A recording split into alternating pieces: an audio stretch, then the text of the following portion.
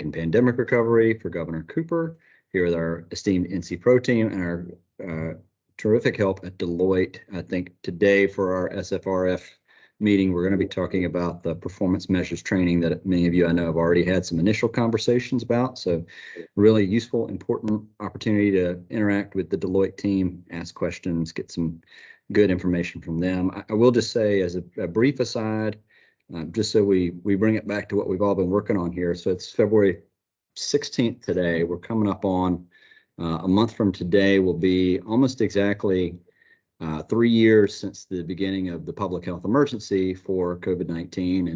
And that seems like a long, long time ago at this point, but it isn't really. And I think the work that everybody on this call does to help the state continue down its road of recovery, and that recovery is broadly felt by people who live here and interact with people in North Carolina, is really important work today as much as it has ever been, because we're sort of at the point now where a lot of people are not thinking about COVID-19 as much anymore. And part of the reason that the governor and the General Assembly created North Carolina Pandemic Recovery Office was that after we sort of forgot about COVID-19, we would have people who were dedicated to the work of ensuring that our recovery moved forward. So I'm grateful for the work of NC-PRO, and I'm grateful for the work of everybody who's here to make sure that that happens. So I'll get off the soapbox and turn it over to you, Stephanie, for any introductory comments. Thanks, Lee. And Brad and our colleagues, Chris and others from Deloitte are here. And this, I know many of you are coming to the MeasureUp workshops next week. This is the preliminary training for those workshops to kind of get you ready. NC-PRO's gone through this, DIT, Ag, Commerce, and DEQ have gone through it as well. I think everybody will tell you what a great experience it is. And so I'm going to turn it over to them because I know they need 50 minutes. And please, they'll explain it all and ask questions as needed. Thank you, Stephanie. Thank you, Lee. We appreciate this time. We appreciate everybody coming today so that we could go over this preliminary and this orientation towards our in-person MeasureUp workshops that we're going to be doing next week. My name is Brad Burke. I'm with Deloitte. We've had the honor of working with some of your other brother and sister agencies and the NC-PRO team to work through some of these tools that we've helped develop and help you with the management of these recovery funds. I'm not sure on our team who's going to be pulling up the slide deck that we're working through today. Today we have, if you could just go ahead and pull it up, please, and go to that first slide, the agenda. So I'd just like to ask whenever any of my teammates come up on the screen, make sure that you introduce yourself. Today we're going to, the objectives of today is certainly to build on our last introductory meeting we had with this group to help increase your understanding, of course, of what some of the reporting and expectations are with regard to all these funds that you and your agency have received. Also to give you a better understanding of the tools that have been developed. These tools will help you not just with your goals, your key performance indicators and measuring your output, but also there are some project planning tools that you can use as well. Now, when we go into our sessions next week, we're not going to spend as much time on the project planning overview tools because our time will be focused on the actual measures that you'll be working through your own agency specific goals that you're trying to achieve. So we're going to make the introduction today about the project planning. If you have some questions whenever we're doing the in-person session, we'll be able to answer those, and with the help of your grants management team at NC-PRO, use those tools to to your highest need. So with that said, as we get you more aware of these tools, of the awareness of your own responsibilities, I'd like to turn this over now to Chris Jackson, one of my colleagues who's going to be leading some of the performance measure lessons that we've had for the next week. And answer any questions you may have along the way. But thanks again for your time. Chris, the floor is yours. Thanks, Brad. So as Brad said, I'm Chris Jackson. I'm a senior consultant with Deloitte. Super excited to be here with you all, as well as seeing you all in person next week. So Ambrose, you want to go ahead and skip to the next slide?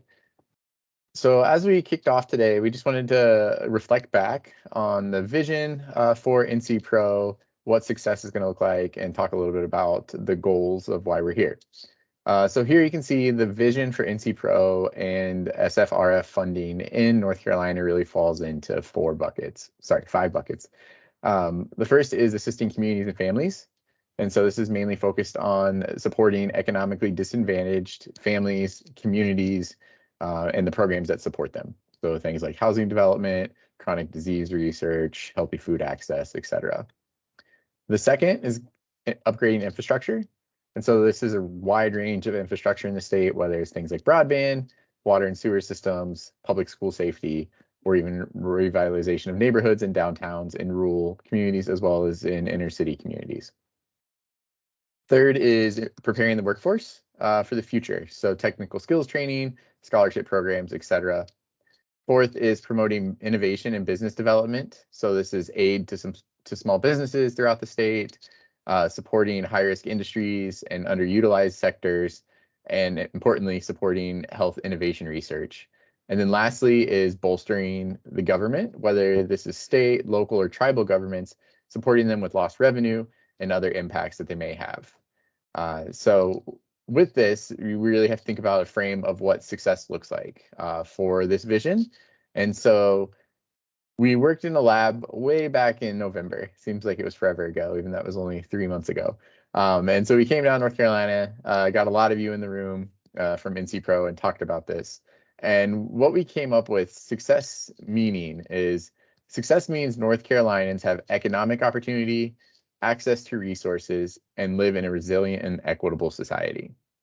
And so we heard a variety of ways in which this really is represented.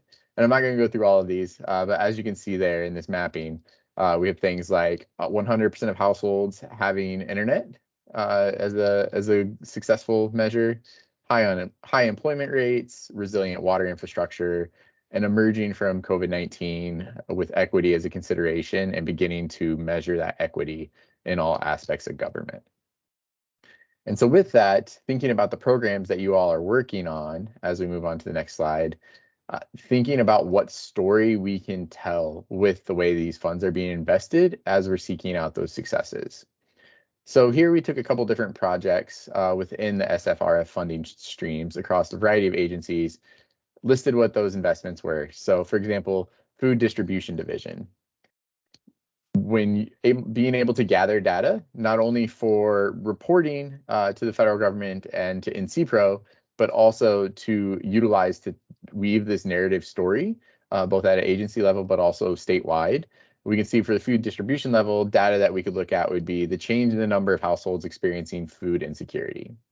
And so if we're able to use that data to then tell the story that individuals are better off than they were prior to the pandemic, then we have achieved success with that program. We've included a few others here as well, things like the Carolina Small Business Development Fund. So the number of jobs created with grant recipients is a data point that could be gathered from that. And with that, the story that you're able to tell is a growing economy that's creating and retaining jobs. And so with this type of framework, we're really seeking to build out both the data that is being collected and what that means for reporting, but also being able to tell a story within your agencies, but also from the governor's office. Moving on to the next slide, this really goes into what our toolkit is all about. So there are really 5 pillars, some of which we'll focus on today, and some will focus more so during our in-person sessions, but the 5 being a project management framework. And so this is going to help support your logistical aspects, and my colleague Emily will be talking about it here soon. And this includes things like scheduling, budgets, the effort required, and then the scope of tasks. There's a project plan, which will also be talked about today. And these are things that will track milestones to completion, allow for monitoring of budgets more discreetly, as well as identifying risks and helping you identify the ways to resolve those. We'll talk about SMART goals briefly later, which are specific, measurable, achievable, relevant, and time-bound. And then we'll also dive into KPIs, which are quantifiable measures. Many of you probably use both SMART goals and KPIs in your day-to-day work, but they're important to emphasize. And then next week, our in-person sessions will by and large focus on actually be developing logic models for each of your agencies for the work that you're doing under SFRF to prioritize those strategic and operational goals that you have. So with that, I am going to go ahead and hand it off to Emily to talk a little bit more about the project management framework. Thanks, Chris. Hi, everybody. I'm Emily Butcher. I'm a manager in our government and public services practice. My background is in federal service. I spent around 5-6 years doing program evaluations, performance measures, and cost benefit analysis. So spent a lot of time doing things that are similar to what we'll be doing over the next week or so, building logic models, developing performance measures. So really excited to get to work with you on this training today and also in some of the workshops next week. At Deloitte, I primarily work with state and local governments, so have some experience doing it there as well. That being said, okay, I'd like to start with a quick little activity. Ambrose, are you able to set up the annotation? If not, then we can just use the chat. Yep, unfortunately, I cannot. Okay. So I think we'll go ahead and use the chat. I know there's a lot of folks on the line, so we'll see how this works. But before jumping into some of the project management content, wanted to ask 2 questions to the group. So the first one here is, how confident are you in sort of your agency's ability to effectively track the status of the ARPA project? So how are things going status-wise? Are they on track? Are they not on track? Things like that. So we have 5 different options. If you could just post in the chat if you feel comfortable sharing kind of where you stand on this, because it'll help me tailor how much detail we go into as well. Okay. So I'm getting the sense that folks are pretty confident around this, which is awesome. Means that we can go through the content, but maybe you don't need to go into too much detail on it. Okay. Great. So can you flip to the next slide, Ambrose? Have a similar question, but this is focused more on the budget. So obligations and spending, like how confident are you in your agency's ability to track obligations and spending? Okay, I'm seeing confident, extremely confident.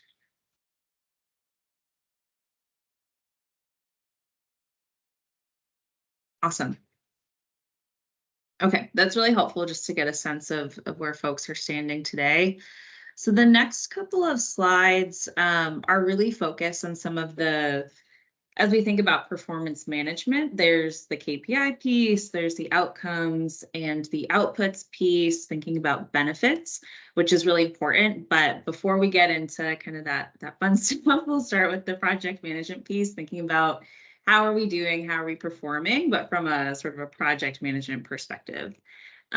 So to start, we just wanted to share a general project management framework that we typically use when thinking about implementing a project and monitoring how it's going. There's 4 key areas that we typically measure. So there's schedule, there's budget, there's effort, and scope. And so as we think about like measuring whether a project's on track or not, it's important that we measure each one of these areas to kind of get a full picture of how the project is doing. So schedule, this one is particularly critical for the ARPA projects, given the obligation and the spending deadlines that have been set by Treasury. Schedule is going to help us understand whether the project's on track. Are we going to be able to meet those deadlines? And are there any potential issues or roadblocks that are coming up that might prevent us from hitting those deadlines? Budget is also important because we want to ensure that all of the funds are getting spent within the obligation, the expenditure timelines. And so it's a critical measure that will allow you as the agencies as well as NC-Pro to kind of track how the projects are doing, track how we're doing in terms of spending the funding on time. And then effort and scope are important as well. They help us think about how we're doing in terms of completing the project. But sometimes if we just look at schedule, it doesn't give us quite a complete picture of project status and how we're doing, because it doesn't take into account the level of effort and the scope that goes into each activity. So bringing effort and scope into those as well helps us get an accurate picture of how we're doing.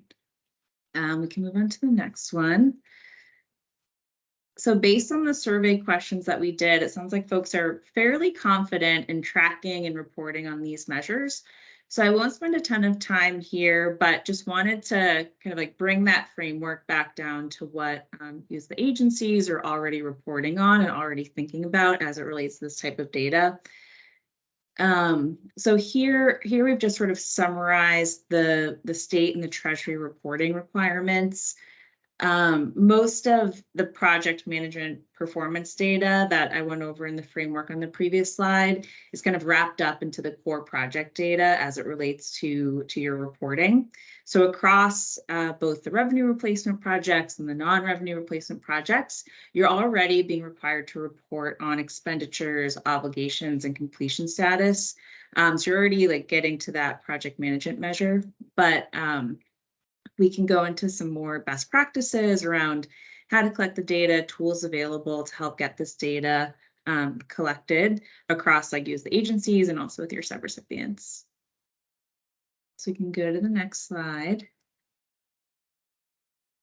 All right, so now we'll move into some best practices around how to collect and track this data to assist with some of your reporting requirements. And we're going to focus on 4 of the key core project data metrics. So I'll just go through each of them somewhat quickly. So obligations, as many of you likely know, this is essentially the money that's been committed to be spent. The NC-PRO definition of this is an order that's been placed for property and services, contracts and subawards made, and similar transactions that require payment. So examples of this might include signing a contract, putting in an order for something that you are going to pay for upon receipt, making a subaward to another entity, but maybe you haven't issued or spent the money yet. And so the key data that needs to be tracked here is really how much you've obligated each month and then cumulative obligations to date. This is essentially going to help NC-PRO and the agencies track how you're doing in terms of obligating all of that funding by the end of 2024 deadline. There are, just in terms of good project management, kind of thinking about how the project is doing and how you're doing in terms of spending, there's a couple other measures that you might want to consider measuring, but I will note these are not required. They're kind of optional and some best practices. We also will typically look at percent obligated versus the amount spent. So just kind of looking at how we're doing in terms of that ratio as we get closer to the deadlines. Obviously want those to get a little bit closer to 1-to-1. Also, the amount obligated versus expected can help us see how we're doing based on our projections, and it's another way to think about whether we're on track or not. One of the tools that we would typically use, or that some other states are using in terms of tracking obligations and then also expenditures, is a spending plan. So we'll go into that in a little bit more detail in the next slide, but essentially it's a best practice to kind of have a plan that maps out projected obligations, projected expenditures over the period of performance of the project, so that you can you and the project teams can kind of map out when the funding will be obligated and spent over the period of performance, and then also track towards those goals. So I'll move over to expenditures. The NC-PRO definition here is the amount that has been incurred as a liability of the entity. So in other words, the service has been rendered or the good has been delivered to the entity. So this basically means money is out the door. It can include things like you've signed and paid for a contract, you've issued a grant, you've purchased materials, paid personnel. So money's out the door, it's already been spent. And so the data that can be tracked here really includes sort of spending data. So a similar spend plan can be used to project expenditures over the course of your project, as well as track some of the actuals, like how are we doing based on some of those projections. And a common way to do this is kind of looking at spending by budget items, so putting together a budget for the project and then tracking how much is anticipated to be spent across those. We have a slide after this that shows some of those tools in more detail, so we can go into it a little bit more then. The third core project data measure is completion status. And this one, as I'm sure folks on the line are familiar with, this one gets a little bit fuzzier. So technically, Treasury requires agencies to report on % completion, but this can really be interpreted in different ways. And states are interpreting it in different ways. There's a couple of different ways to think about it. So NC Pro, as far as I understand, has not required a specific way to measure this. And so we're offering a couple of best practices here, a couple of different ways to think about it, depending on what data your teams have access to and what's feasible kind of given your projects.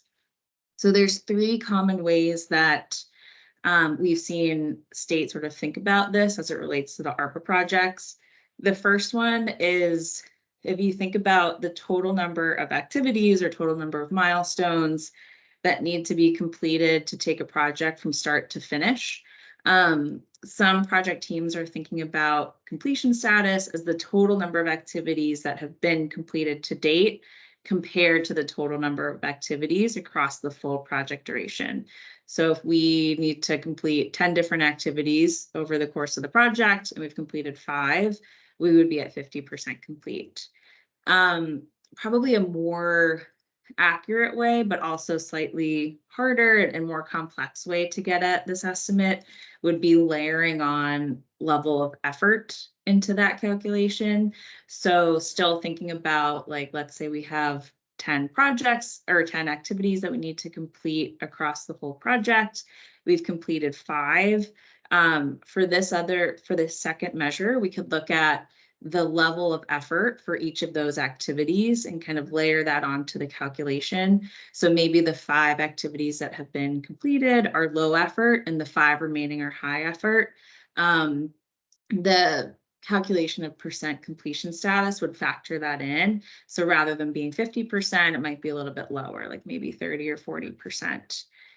And then the third measure, which is probably the simplest to calculate, but more of a blunt tool and perhaps not as accurate, but still something that some project teams are using, is duration. So looking at start date, end date, thinking about the whole period of performance for that project, and then where do we stand currently? So if a project is a year long, 12 months, we're at month 6, then the completion status would be 50%, where we're 6 months into that.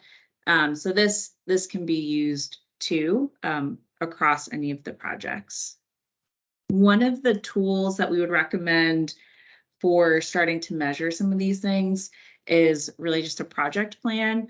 And a project plan that outlines kind of all of the major activities, some of the milestones, start and end date, perhaps level of effort. So a project plan that starts to collect a lot of that information. So as you and the project teams kind of like go through the project, you can track what's been completed, what's in progress, so different statuses across basically the entire project duration. And then lastly, we have service metrics.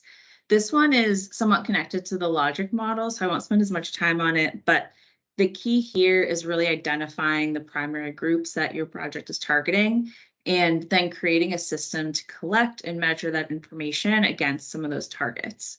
So some of the tools that we would recommend to start to think about this is the logic models, again, that I think Chris will go into after this, but using the logic models and using kind of the outputs and the outcomes and the impacts, kind of what we're thinking of the program's target. Use service metrics while we're thinking about logic models and think about how those fit in terms of what the intended output or the outcome is and who we're trying to target. So we can move over to the next slide.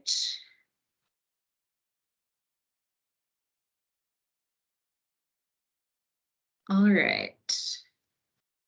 So here we wanted to summarize some of the tools that we outlined on the page before. I will mention, there are lots of variations of how you can do this. I know different organizations and agencies, you might already have your own versions of a lot of these, but we just wanted to provide some general guidelines, especially for the agencies and the project teams that might not have access to some of these. So project plan, that was really the tool to collect measures around completion status. A common project plan, you would kind of want it to show a full roadmap of the project from start to end and include the different activities, level of effort, duration, status, things like that. The images are really small, but as you can see to the right of that, we have an image of sort of what it could look like. When it's all built out, it could look like a Gantt chart and have different columns to start to track some of those measures. This is something that we would recommend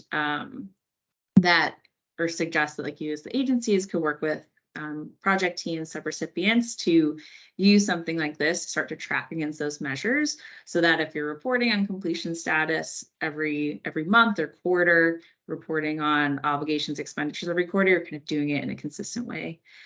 And then another tool that kind of goes with the project plan is something that we've seen be really effective in some other states. We call it the quarterly goalpost. It's basically a 30, 60, 90-day plan. So one of the challenges that can come up with a project plan is and this is true for a lot of the ARPA projects, your project is, let's say, maybe a 3-year duration. It's really hard to think about what the activities are going to be in November 2024. And who's going to own them and what the timeline is. Like, there's just so many things that can come up before then. And so a 30, 60, 90-day plan tool can be really effective as like a quarterly planning measure.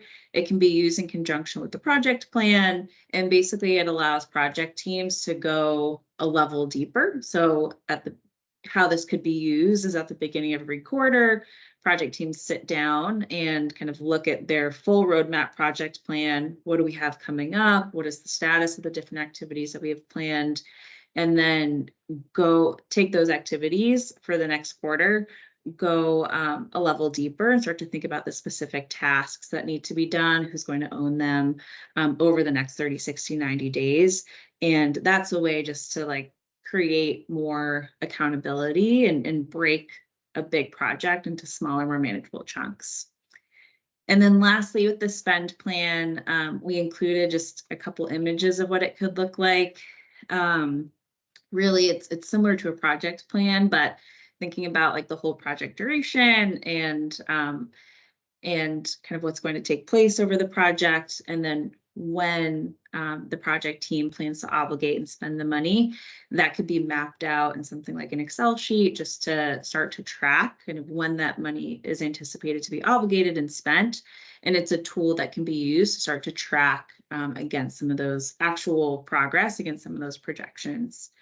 So all of these tools are things that NC Pro, I believe, have available to share with folks. Again, these are not required. They're just sort of extra resources that might be useful to you as you're managing projects and also working with subrecipients that might need some extra project management support. Happy to answer any questions through the chat too, if any come up, but yeah, that's the project management overview. So I'll pass it over to Chris. I would just like to add, Emily, that this is not to substitute what you may already have in the works and what you're utilizing, because if you have a tool that does all this for you, by all means, you continue to use it. This is just if you needed something in place of that because you didn't have some of these tools, that's what's being offered here. Sorry, go ahead, Chris. And thank you, Emily. I'm actually going to hand it off to Ambrose. He's going to be presenting our next section on defining success. Yes, hello everyone. So just once again want to thank you all for joining us today. My name is Ambrose Bond. I'm part of the Deloitte team here. So yeah, we're going to jump into defining success. And you know, before we jump in, we really want to stress how important this is, because of course, per Treasury guidance, we have pretty strict reporting guidelines. But even on the North Carolina side, more internally, we really want to bake in that evidence-based data as we start to plan these projects. So that brings us to SMART goals. I'm pretty sure this is nothing groundbreaking or new here. SMART goals are pretty standardized for project management and planning. But we do want to talk about them a little bit here. So of course it's an acronym. And what does it mean? They're specific, measurable, achievable, relevant, and time-bound goals. And I'm not going to read too deeply into this here, but I will just stress a few things. So I'm looking at that first letter here, specific. We really want to stress that it's a very clear objective, because we really want to see what this goal means and what it encompasses in the framework of the project. And that's going to help us with our next letter here, which is making it measurable. As you see KPIs here, we'll dive into that a little bit next. But by making your goals measurable, it'll help you understand whether you've reached your goal or not, of course. But you can also use those measurability to kind of gauge where you are over the course of that desired impact. Also, it is worth noting though that some projects or initiatives are going to be difficult to quantify. So by striving though, it will help to simplify and make it more easy to translate into results. Additionally, achievable. Moving on to the next letter. You really want to ask when you make your SMART goals whether they are realistic and can be achievable. And then that's speaking more to, especially in these like some broader projects where you have very large sweeping goals. Of course, ARPA fund life is only about 2 years now from where we are today, or 3-ish. But by making your goals achievable, you can also consider breaking them down into intermediate objectives to help measure that movement and direction when you're thinking about that long-term change. And that's kind of touching a little bit bases there with what Emily just mentioned with the completion status metric. That is actually something that's recorded or requested when we're reporting on our ARPA funds. But then when we look at the next letter here, relevant, of course, it's pretty straightforward. You want your goal to be relevant to the overarching project and your overarching state goal. And then lastly, time bound. We just want to make sure that our goals have a clear deadline, right? So we can measure and benchmark our approach to them. And not only does that allow us to make it easier to achieve our goal, but it also allows you to tweak and change your future strategies in the future. As if in case it was a little bit too large of a scope, you can always tweak or change your strategies to achieve that goal. With that, I'm going to jump on into the KPI section, or key performance indicators. And right off the bat, really, what are KPIs? They're just quantifiable measures that assess the status and success of a project. Why are they important? That's just because it provides a timely and consistent metric that's going to provide some insight and impact into your project or initiative. When you're making these KPIs, we do have a few questions to consider. It's roughly loosely following the 5 Ws, right? Who will the agency serve through the project? What outcomes are you trying to achieve for the target population? How will you measure whether these outcomes have been achieved? What data can you collect and how would it be collected? And then what are the performance targets for the outcomes of interest of the project? As you can see, just want to direct your attention here to the lower left corner. We have some leading practices as well. So we have, a few different types of KPIs here. You have variable KPIs, which help to drive behavior and action.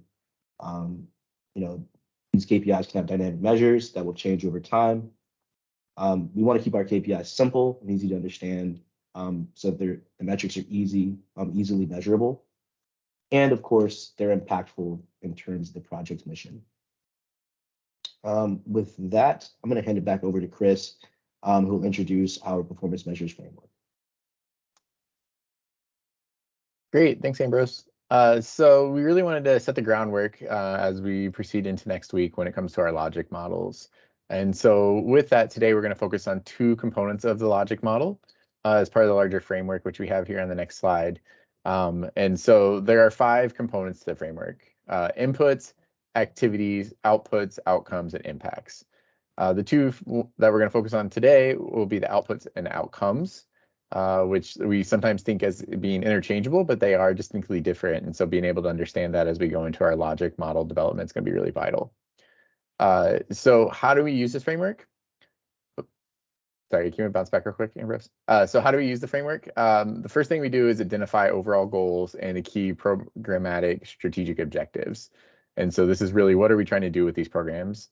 The emphasis with this is going to be the goals of SFRF as well as Governor Cooper to use the funds equitably, efficiently, and effectively. We're going to outline the program inputs. We then describe those key program activities, the outputs, and the intended outcomes. And then lastly, we'll talk about the key indicators of the impacts as we go through this process next week. So diving into the outputs and outcomes on the next slide, you'll see here that outputs are the actions or items that contribute to achieving an outcome. So when you think about this, a couple questions you can ask yourself is, what will your initiative deliver? And what are the direct types and quantities of services that you may be providing?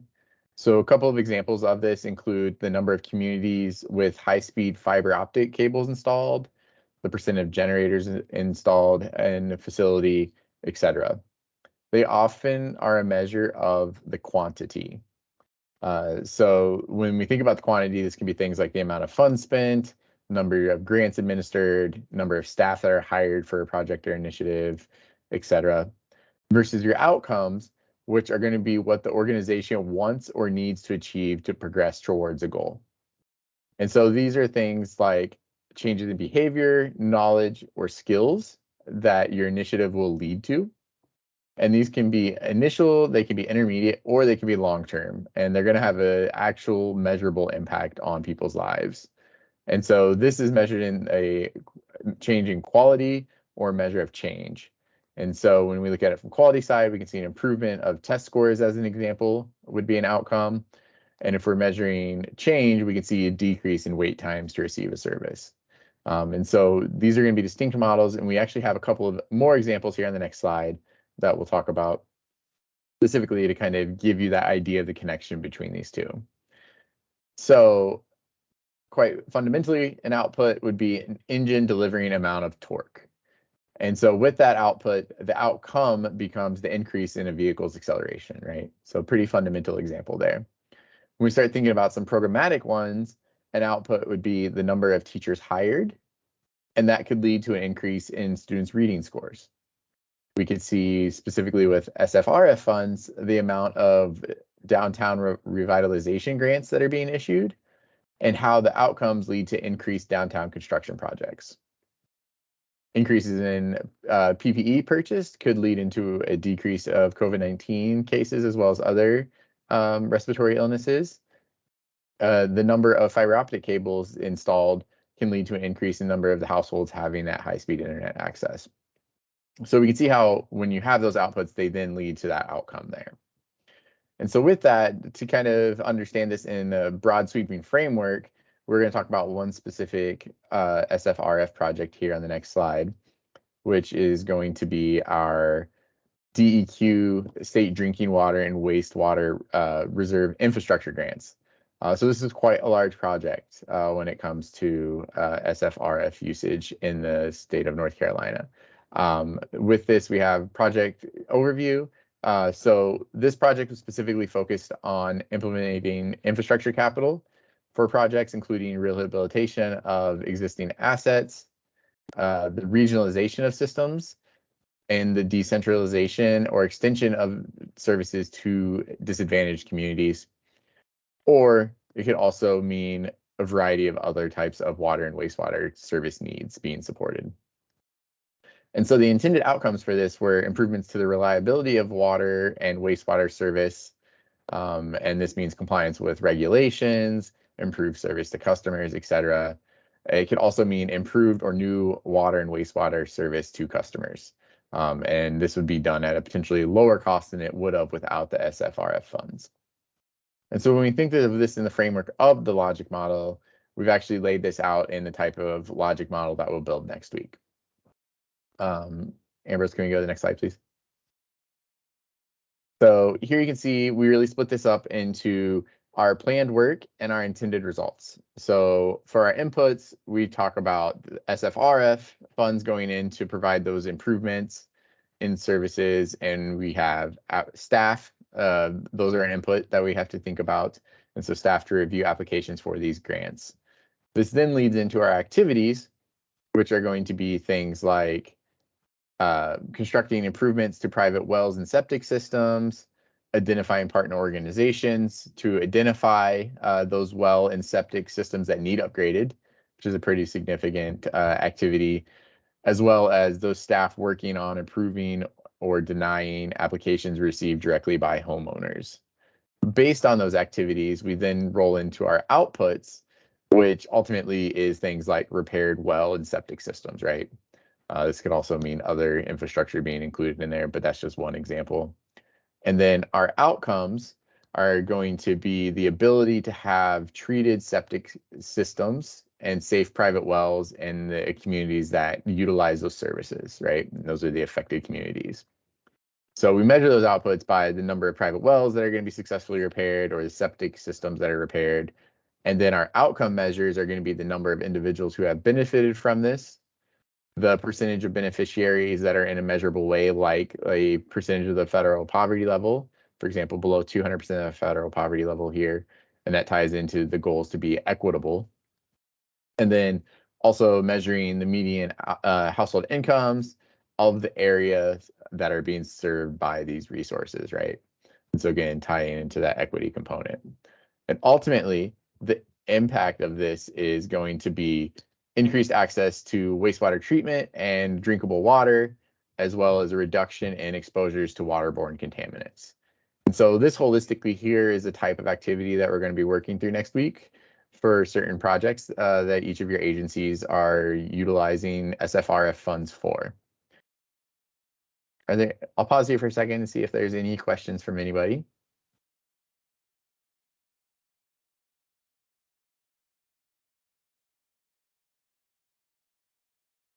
Okay, great. I see Lacey's raising her hand. Yeah, thank you so much. I just have a quick question about timelines for this. So if you have a specific expected outcome or impact that may take place after the period of performance, how do you recommend that we capture that? That's a good question, and I'll let my colleagues lean in if they have any ideas. Because are we talking period of performance as in post 2026, or are we talking like after the project's concluded but before then?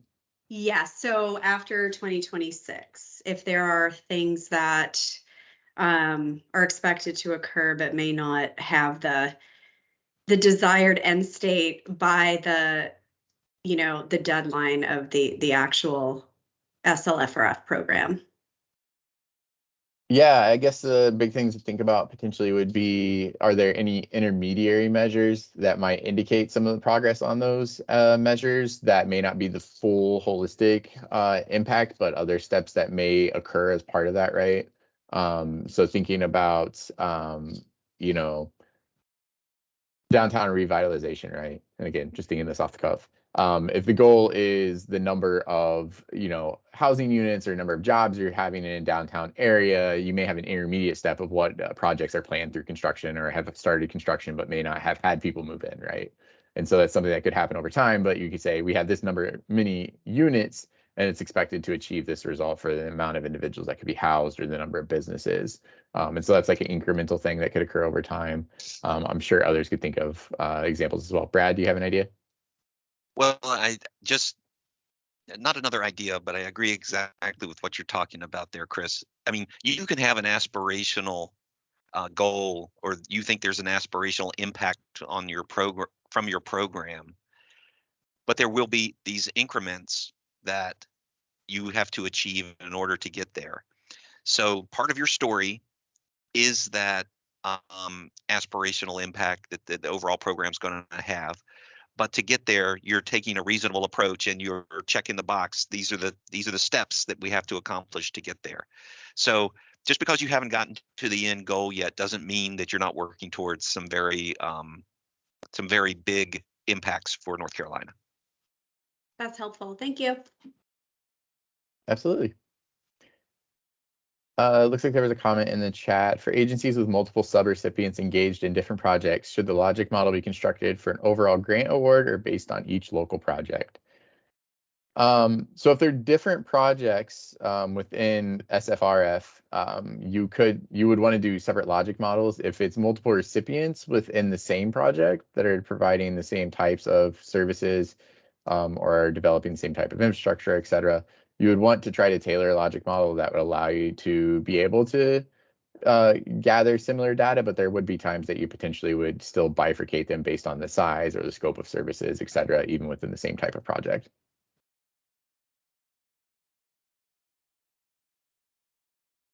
Other questions?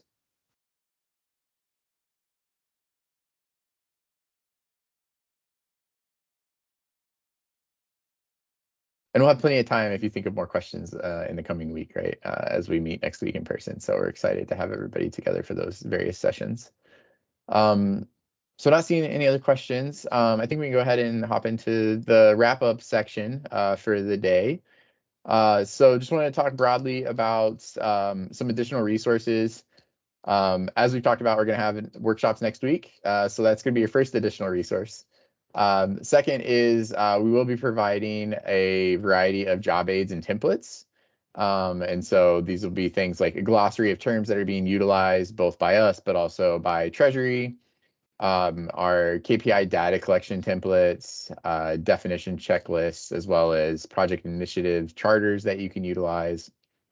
We have included a link in this deck, which will be circulated to all of you for some past recordings of NC Pro's office hours. So this could be a really good resource. So I would encourage you when you get a chance to review some of that. And then we also are going to provide some Treasury guidance links, as you can see here. This includes final rules that were issued related to SFRF and ARPA, compliance and reporting guidelines, and compliance supplements that have all been published by Treasury to help you get a more granular understanding if you're interested in getting that. And so our next steps for everyone are going to be 4 things. The first is join us for our in-person session next week, and you'll be receiving an invite with the session that you'll be attending. So we're excited to see you there for those. Second is access the materials that NC Pro has provided online for you. So some of those links are in here, and other stuff has already been shared with you. They can be really great resources. Third is, again, those office hours. There's the link there, so if you're interested in checking those out. And then keep an eye out for the email with this slide deck as well, so you can review this and check out those links. So with that, Brad, did you have anything you wanted to add? Well, yes. What I wanted to add was in a Zoom call or Teams call this large where you have over 100 people, it can be difficult to have a Q&A type session and really address some specific concerns or questions that you may have. And that wasn't even the purpose of this call, really. This was to whet your appetite so that whenever you come to the in-person session next week, you've really been thinking about your specific programs and how it might apply to this logic model and how we can help you refine what you've already been thinking about in your goals and your performance metrics. So we look forward to having these discussions, and would just like to repeat, we appreciate your time today, and would like to turn it back over to Stephanie or Tommy. Hey, Deloitte team, thanks very much for the presentation. I know Stephanie had to step out for a minute, so we'll wrap up here. Before we go, we'll open it up. We do have 10 minutes left for the meeting time frame. Any questions about this presentation or generally just any questions from attendees here for the NC Pro team? Christina? Yes, I had a question related to Department of Revenue and the Business Recovery Grant Program. So the grants to the businesses has completed. So that part of the program is completed. But we still have a subrecipient that is still ongoing in their project. For our training next week, I guess what's the expectation for the individual grants since it's already completed? What do we need to do at this point? We understand we still need to monitor and make sure our subrecipient is doing what they're supposed to do, but I just wanted a little guidance as far as the individual grant piece. So I can handle this, Lee, if you like. I think that you would benefit from this to get a good idea of what sort of records and tracking of the decisions you made early on to build your file when an audit does come down the road, because they will eventually come. And I'm sure that you gave great thought to how you distributed the funds or what sort of methodology you used. But before too much time is gone, to be able to go back and record some of this, put this into the same type of logic model, because you don't have to start at the beginning. You can start at the intended end and then work backwards. That's the beauty of this logic model. It'll work both ways. But that way you've actually, even though you've already distributed all the money, you've built a file so that a year from now, if somebody asks your predecessor, why were these decisions made? There's some facts and there's a record to go back on and report this. So that's what I would think would be the biggest benefit. I don't know what anybody else may add there.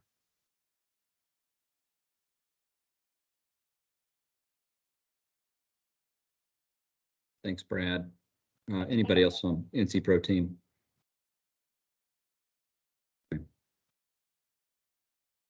Thanks for the question, Christina. And if we want to discuss more, we can talk with you offline.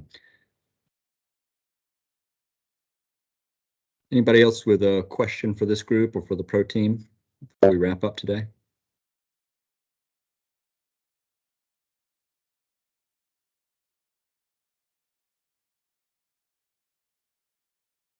Okay, well, as always, we're grateful for your participation and attention to this SFRF Interagency Meeting, and especially grateful for your participation next week in the one-on-ones that we're doing with the Deloitte team Tuesday, Wednesday, Thursday. If you have any questions about that, please feel free to reach out to us. Until then, we'll see you at our next meeting. Thanks to NC Pro team. Thanks to all of you. Take care. Thank you. Thank you. Thank you. Thanks.